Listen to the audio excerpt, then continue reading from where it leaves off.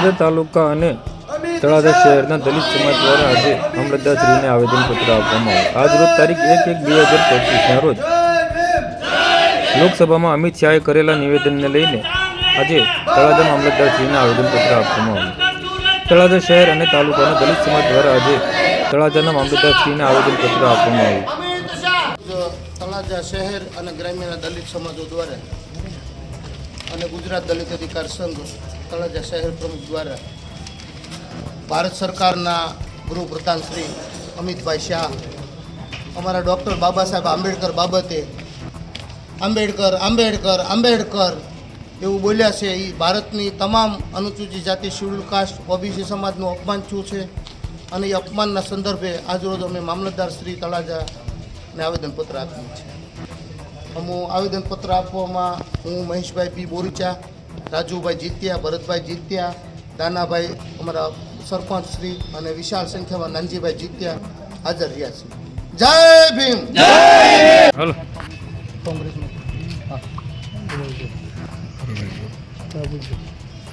જી, આપનું નામ? હું મહેશભાઈ ભીખાભાઈ બોરીચા.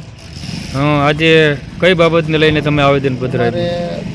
સમસ્ત ભારત સરકારને દ્વારા એના ગૃહપ્રધાન શ્રી અમિત શાહ દ્વારા જે અમારા ડૉક્ટર બાબા સાહેબ આંબેડકરનું અપમાન કરવામાં આવ્યું છે લોકસભામાં, તે કાયદાના બંધારણના ઘડવૈયા ડૉક્ટર બાબા સાહેબ આંબેડકર આજે હોય તો જ ભારતનું બંધારણ અને ભારતના ન્યાય મળ્યો હોય લોકોને, પીડિતોને, અત્યાર દલિતોને, ઓબીસી સમાજને, અને એનું લોકસભામાં અન્યાય અને અપમાન કરવામાં આવ્યું. એના સંદર્ભમાં આજરોજ અમે તળાજા શહેર અને તાલુકા અને ગ્રામ્યના દલિતો દ્વારા અને ખાસ અમારા બેન શ્રી કોંગ્રેસના મહિલા એક અમારા નીડર અને લડાયક જીલુબેન છેલ્લો તળાજા શહેર કોંગ્રેસ દ્વારા ગુજરાત દલિત અધિકાર સંઘ અનુસૂચિત જાતિ મોરચાના પ્રમુખ ભાવનગરના મહેશભાઈ બોરીચા, હાજીપરના સરપંચ શ્રી રાજુભાઈ જીત્યા,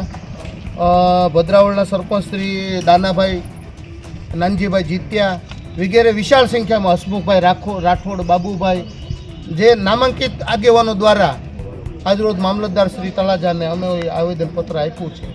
અને આ આવેદનપત્ર અમારું ભારત સરકાર સુધી પહોંચે અને અમિત શાહ દ્વારા જે કાંઈ કરવામાં આવેલ છે અપશબ્દો જાહેરમાં માફી માગવામાં આવે અને એમને રાજીનામું આપવાની ફરજ પડે. બસ. જય ભીમ. જય